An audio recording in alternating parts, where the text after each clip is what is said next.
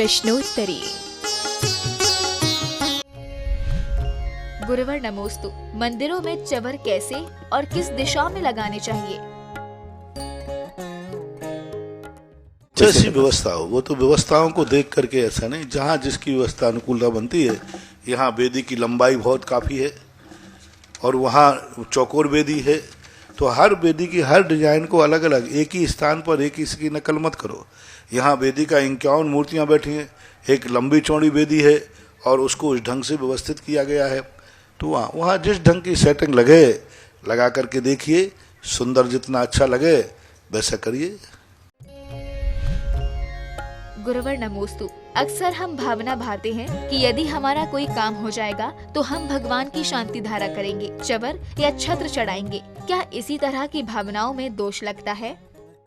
बहुत दोष में। भगवान के साथ शर्त मत लगाओ। शर्त लगाना जुआ है। ये इच्छा हो गई तो करोगे, इसका अर्थ है तुम भगवान को चुनौती दे रहे। भगवान तुम्हारा कोई नौकर है क्या? मत करो शांति धारा, तो मत लगाओ। मैं ये करो ना कि मैं शांति धारा कर रहा हूं, मेरा काम होगा ही होगा। भक्तांबर पाठ में ये कहीं एक बार भी नहीं लिखा मानतुंग आचार्य महाराज ने कि भगवान से कह देना ऐसा करोगे तो ऐसा हो जाएगा। उन्होंने कहा भगवान कैसे नहीं, आपके चरणों की रज मिलने पर मेरी बीमारी दूर नहीं हो ही नहीं सकता। आपका नाम लेने वाले को नाक काट ही नहीं सकता। आपका नाम ले लिया तो अग्नि शांत हुए बिना रहेगी नहीं। आप तो आपका विश्वास करके करिए, भगवान आपकी यदि भक्ति करूंगा तो मेरा काम हो गई। फिर काम यदि हो जाए तो फिर जरूर एक बार दोबारा शांति धारा करना चाहिए। तुम एक बार में निपटना चाह रहे हो, हम 2 बार करवाना चाह रहे हैं। धन्यवाद सहित। तुम एक बार में कहते महाराज हो जाए, तो मैं कह रहा हूं कि एक बार करो होने के लिए और एक बार करो धन्यवाद के लिए, आभार प्रदर्शन के लिए कि हे भगवान मैंने आपकी भक्ति की थी, इस कारण से मेरा ये कार्य हो गया, अतः मैं दोबारा शांति धारा करता हूँ। तुम तो ऐसी धमकी दे रहे हो जैसे तुम्हारे बाप के नौकर हो हमारा भगवान। यदि आपने ठीक किया तो उल्टा शांति बना दिया, यदि मेरा काम हो गया तो ठीक सीधा करूंगा, नहीं तो भगवान उल्टे ही रहेंगे। अरे ये कोई दादागिरी है क्या? जैसे आप लोग आपसी में देते ना, देखो भाई मेरा काम कर देना, नहीं तो फिर मेरे से बुरा मत जानना, मैं बुरा आदमी हूँ, ऐसा बोलते ना आप गुस्से में। मेरा काम कर देना, नहीं तो मैं बहुत बुरा आदमी हूँ। तो यही भगवान से हम धमकी दे रहे। जैन आगम में ऐसा कोई उल्लेख नहीं है। ये परंपराएं खत्म होना चाहिए। जैन आगम में ये उल्लेख है, अपने अच्छे कार्यों की सिद्धि के लिए भगवान की भक्ति करो, अपने संकट दूर करने के लिए भगवान की भक्ति करो। छायक सम्य दृष्टि भरत चक्रवर्ती ने की, छायक सम्य दृष्टि श्री रामचंद्र जी ने संकट में भगवान की भक्ति की। तद्भव मोक्षगामी ऋषभ देव का 71वें गणधर भरत चक्रवर्ती के सेनापति ने संकट आने पर उनकी पत्नी ने 8 दिन तक भगवान की भक्ति की। 8 दिन तक निरंतर संकट को दूर करने में भक्ति की। ये नहीं कहा संकट दूर हो जाएगा तो। मैना सुंदरी ने सिद्ध चक्र मंडल विधान मनोती में किया था कि श्रद्धा में? श्रद्धा में। हाँ, ये कहा होता भगवान यदि हमारे पति का कोढ़ दूर हो गया तो सिद्ध चक्र मंडल विधान करूंगी। कि सिद्ध चक्र मंडल विधान कोढ़ दूर हुआ इसलिए किया है कि सिद्ध चक्र मंडल विधान से कोढ़ दूर हुआ है। अंतर समझना, बहुत अंतर हो गया। सिद्ध चक्र मंडल विधान करूंगी तो कोढ़ दूर हो जाएगा, और तुम क्या कहती हो, मेरा कोढ़ दूर हो गया तो मैं सिद्ध चक्र मंडल विधान करूंगी। ये गलत परंपरा है, बहुत गलत है, कुछ नहीं होने वाला। काकताली न्याय से हो जाए तो हो जाए, कभी भी सैंपल भर के ये हो जाए तो ये करूंगी, नहीं छत्र चढ़ा दीजिए हमारा काम हो गई होगा। महाराज नहीं हुआ तो अरे भाई डॉक्टर की दवाई खाते हो, डॉक्टर साहब यदि ठीक हो गया तो दवाई खा लूंगा। अरे दवाई तो खा भाई, दवाई खाए तो ठीक है, नहीं जब ठीक हो जाऊंगा तो फीस दे दूंगा। कैसा रहा? ठीक हो जाएगा तो फीस दे दूंगा, और नहीं ठीक हुआ तो डॉक्टर कहता भाई फीस भी से ठीक हो या नहीं हो, जो खर्चा है वो तो देना ही पड़ेगा। हम वहाँ डॉक्टर के पास नहीं कहते हैं कि डॉक्टर साहब ठीक हो जाएंगे तो फीस देंगे, नहीं, वहाँ तो फीस देते हैं ये मान के कि हम ठीक होंगे ही होंगे। ऑपरेशन थिएटर में भेजते हो, क्या मान के भेजते हो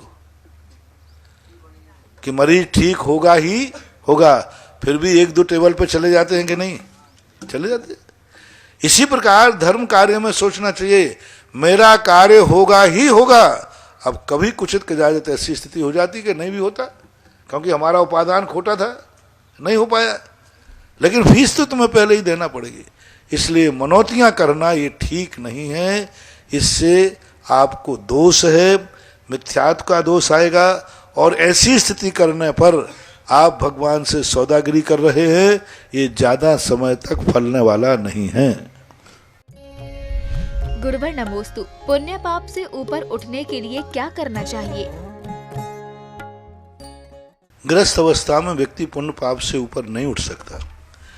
यदि पुण्य से ऊपर उठेगा गृहस्थी बिगड़ जाएगी। जैन आगम में बड़ा विवेक है। मुनियों को और साधुओं को दो उपदेश दिए, एक गृहस्थी संभालना है और एक गृहस्थी मिटाना है। गृहस्थी मिटाना है तो साधु बन जाओ, यदि पुण्य मिटाना है तो गृहस्थी मिटेगी, पक्का है, साधु बनोगे।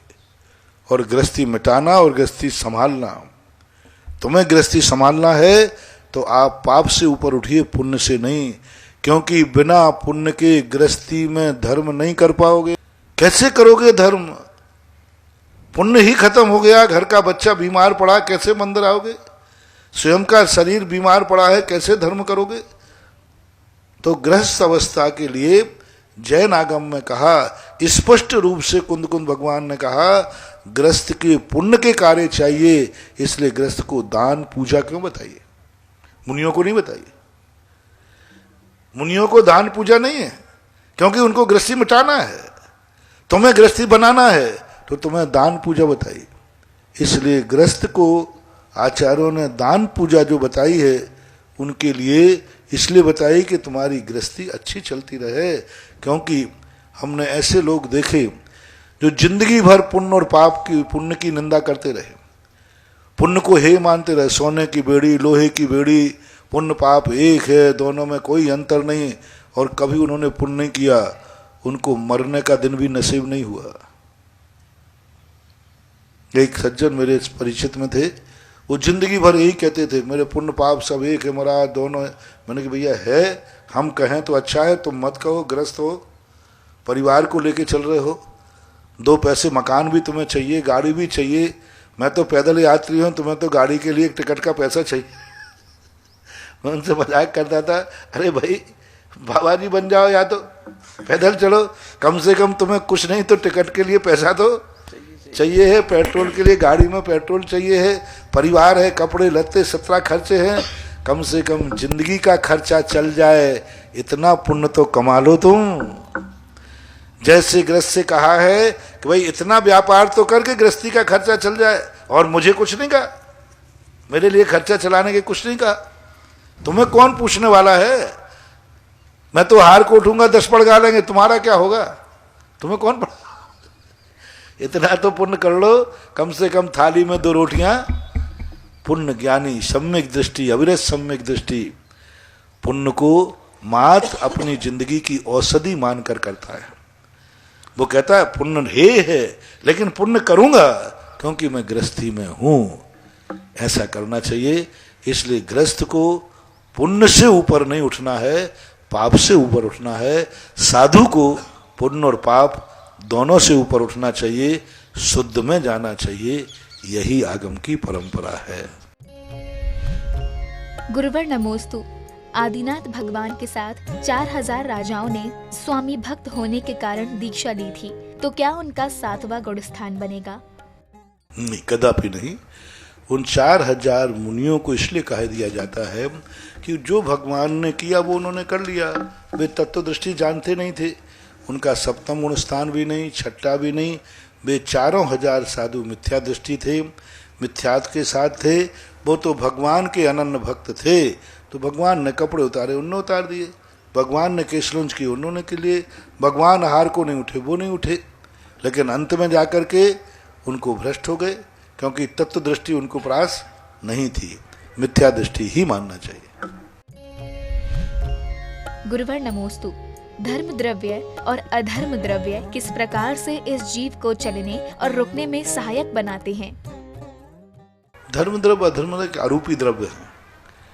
पूज्यवर नेमीचंद महाराज ने श्री द्रव्य संग्रह में छाया का उदाहरण दिया। जैसे छाया व्यक्ति को रुकने में सहायक बनती है, छाया देख करके व्यक्ति रुकना चाहे तो रुक सकता है। छाया जय पहियाणम गच्छन्तम धरंती, जो चलने वाले को धर, और जो चलने वाले को चलाते हैं। हाँ, तो जो अपन चलते हैं ना, हाथ पैर हिला रहे हैं, ये सब धर्म के, मछली जैसे पानी में पानी सहायक होता है, ऐसे अपना मुंह भी हिल रहा है तो धर्म द्रव्य के सहारे हिल रहा है, अपनी उंगलियां हिल रही हैं धर्म द्रव्य के सहारे हिल रहे हैं, अपनी जो नाड़ी चल रही है, यदि धर्म द्रव्य नहीं होता तो हम बोल भी नहीं पाते, हम नाड़ी भी नहीं फड़क, नाड़ी भी जो फड़क रही है, ये इधर हार्ट जो चल रहा है, इसमें जो यूं यूं हो रहा है, इतना फैल रहा है, ये सब धर्म द्रव्य के कारण है। और यदि अधर्म द्रव्य नहीं होता तो हम चलते फिरते नजर आते, हम बोल रहे हुए तो चलते फिरते बोलते, तुम सुन रहे थे तो भी। इसलिए धर्म और अधर्म द्रव्य जीव और पुद्गल को चलने में और रुकने में सहायक होते हैं, अरूपी द्रव्य हैं, इसलिए उनको उदाहरण देकर के ही समझाया जा सकता है। गुरुवर नमोस्तु। चिकित्सकों के पास कई बार ऐसे मरीज आते हैं जिन्हें बचाना संभव नहीं होता, तो ऐसे में परिजनों को कैसे समझाना चाहिए? आगम में इसके लिए एक उदाहरण दिया गया है कि यदि सामने वाला कहता है कि डॉक्टर साहब आप मेरा ट्रीटमेंट कर रहे हैं तो क्या मुझे बचा लोगे, वो क्या अपन ने कह दिया कि नहीं बचा सकते हैं, तो वो यदि धर्म ध्यान में चला गया और कह दिया कि भाई मुझे ट्रीटमेंट नहीं चाहिए, अब मैं धर्म, तो फिर आपको छोड़ देना चाहिए। लेकिन यदि वो अनकॉन्शियस है, कोमा में है और बचना संभव नहीं, तो कानून आपको कहता है कि आप जब तक किसी भी साधन के द्वारा उसकी श्वास को रोक सकते हैं तो रोकने का प्रयास करना चाहिए, क्योंकि ना तो वो संलेख ना ले पा रहा है, ना कुछ वो जानता है। यदि आपको और परिवार वाला भी कहते हैं कि भाई ठीक है जितने दिन तक हमें चलना है, तो श्वास को जितने दिन आप रोक सकते हैं उपकरणों के द्वारा कोई बाधा नहीं है, क्योंकि वह मरीज अपने आप में समर्थ नहीं है। अब रही बात उनके परिवार के लोगों को बता दिया कि भाई देखो आपके द्वारा यह नियम से कुछ भी जीवित रहने वाला नहीं, कुछ भी नहीं कर सकते हम, अब वेंटिलेटर पर रखा है तो आप रखे रहिए।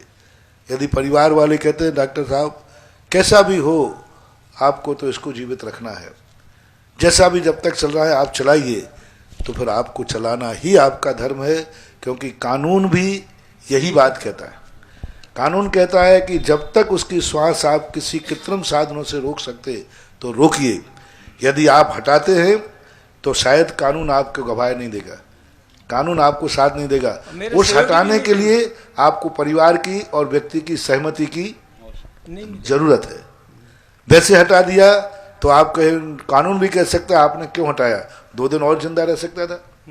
तो आप तो कानून की रक्षा कीजिए, लेकिन यदि परिवार को सूचना जरूर देना कि भाई पोजीशन ये है, आप चाहें तो इनको धर्म ध्यान कराइए, अच्छी तरह कराइए, उपकरण अब सब फेल होते जा रहे हैं। सूचना देने के बाद 2 प्रकार का मेडिसिन में आजकल चलता है। कई बार तो व्यक्ति के प्राण भी निकल जाते हैं, तो पैसे कमाने के लिए आई ऐसे तो आपको सब मालूम है, उसको किसी प्रकार से कमेटी को या जो परिवार वाले हैं वो तो अंधे हो जाते उस समय, तो ऐसा करते। वो भाव अपन को नहीं रखना, अपन को किसी प्रकार से अपने अस्पताल में पैसा आ जाए, अधिक समय भर्ती रहे, ये भाव नहीं रखना। अपन को जैसे मरीज आता है पूरे परिवार को बैठाल करके पूरा समझा दीजिए कि भाई ये पोजीशन है, अब किसी प्रकार से ये बचने की स्थिति में नहीं है। यदि आप कहते हैं तो इस साधनों से हम लगा रह सकते हैं, और आप चाहते हैं तो आप इसको घर ले जाइए, बढ़िया नवोकार मन सुनाइए, बढ़िया सेवा कीजिए, जो भी आप कर सकते करें। सूचना देने के बाद यदि परिवार के लोग कहते हैं कि नहीं आप तो वेंटिलेटर लगाइए चलाइए, तो फिर आपको कोई दोष नहीं, आपको लगाना ही चाहिए। गुरुवर नमोस्तु। शुभ कार्य करने से पूर्व ऐसे कौन से कार्य करने चाहिए जिससे उसमें अंतराय न आए? देखो, अंतराय का नाम रहस्य है। हरिरज रहस्य विलीन। रहस्य किसी को पता नहीं चलता। क्या ऋषभ देव को पता था कि मैं दीक्षा लूंगा तो 6 महीने तक मुझे हार नहीं मिलेगा? नहीं तो 6 महीने और रुक जाते। अभी उनको केवल ज्ञान तो होने वाला था नहीं। 6 महीने और रुके, भाई अंतराय कर्म का उदय आएगा तो काहे को अपन दीक्षा ले? रहस्यमय होता है अंतराय, इसके आने को अपन रोक नहीं सकते। अपनी भावना, शुभ संकेत, शुभ समय पर शुभ निमित्तों से जितना अपना पुरुषार्थ होता है उतने शुभ कार्य कर लेना चाहिए। मंगल मंदिर में जाकर के भगवान के भाव में संकल्प करना, श्रीफल चढ़ाना, मंगल कलश रखते हैं अपन और मांगलिक भक्तांबर पढ़ लेते हैं। तो ये जितने सगुन हैं वो सगुन अपन को करना चाहिए। उसके बावजूद भी अंतराय आ सकता है, उस अंतराय से मुकाबला करने की हिम्मत रखना चाहिए। बस यही है। गुरुवर नमोस्तु। श्रावकों और व्रतियों के पीने योग्य पानी का विवरण किन ग्रंथों में है? हमारे ग्रंथों में यही आया कि बिल छानी का। आगम में ये आया है कि साधुओं को वह भू पानी देना चाहिए जिनको छान कर के जीवों को मूल स्थान पर भेजा जा सके। इसमें सब आ गए। जैसे आपने पानी, अब नल में कैसे बिल छानी भेजोगे? बोरिंग में आप कैसे बिल? जीवों को छानने के बाद उन जीवों को पुनः पानी में भेजा सके वो पानी लेने योग्य है। जैसे कूप का, नदी का। आजकल की नदियों का नहीं। आजकल की नदियों में तो गांव का, शहर का सारा पानी, जो बड़ी बड़ी नदियां होती थी, बड़े बड़े जलाशय होते थे, नदियां, उनका पानी जिनका निरंतर बहता रहता है पानी, उन नदी का पानी, झरनों का पानी और कूप के पानी लेने का उल्लेख हमारे शास्त्रों में मिलता है। सबसे बड़ी चीज मिलती है कि बिलछानी का, बिलछानी पहुंचना चाहिए, उस पानी को ग्रहण किया जा सकता है। इतना मानना चाहिए। गुरुवर नमोस्तु। सुबह और शाम नियमबद्ध रूप से पूजन करते हैं और अन्य समय पर कोई पाप हो गया तो पुण्य बंध पर क्या प्रभाव पड़ेगा? देखो, हर चीज का काल अलग अलग होता है। जितनी मात्रा में आप अशुभ प्रवृत्ति करते हैं अशुभ बंध होता है। जितने समय आप शुभ प्रवृत्ति करते हैं शुभ समय बनता है। उसका उससे कोई मैचिंग नहीं है। सब कार्य अलग अलग है। अपन समझें कि अपन ने शुभ कार्य कर लिया फिर सारे अशुभ कार्य करूंगा तो मुझे अशुभ का बंध नहीं होगा क्योंकि मैं सुबह शुभ करके आया हूं। ऐसा नहीं है। सुबह का शुभ पुण्य बंध है तो सुबह का होगा। शाम का है तो जिस पेपर में आपने पढ़ाई की है उसमें अच्छे नंबर लाएंगे, दूसरे पेपर में पढ़ाई नहीं है तो नहीं नंबर आएंगे। अब ये कहें कि मास्टर साहब ऐसा करना, जो पेपर मेरा बिगड़ा हो और जो मेरा अच्छा गया हो सबको मिला करके एडजस्टिंग कर देना, ऐसा होता है क्या? मान लीजिए एक पेपर उसने 80 नंबर का किया, दूसरा पेपर उसने 20 नंबर का किया, तो क्या दोनों को मिला करके आधे आधे नंबर कर दिए जाएं? तो क्या ऐसा कभी संभव है? नहीं। बस ऐसा यही मानना। आपने जो पेपर 80 नंबर किया उसमें 80 आएंगे, जो पेपर आपने 20 नंबर का किया 20 आएंगे। उस पेपर के नंबर इस पेपर में एडजस्ट करके पास नहीं किया जाएगा।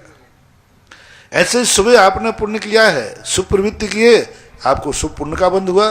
जिस समय आपने अशुभ प्रवृत्ति किए उस समय अशुभ का बंध हुआ। सबका एक एक समय का अलग अलग ब्यौरा होता है।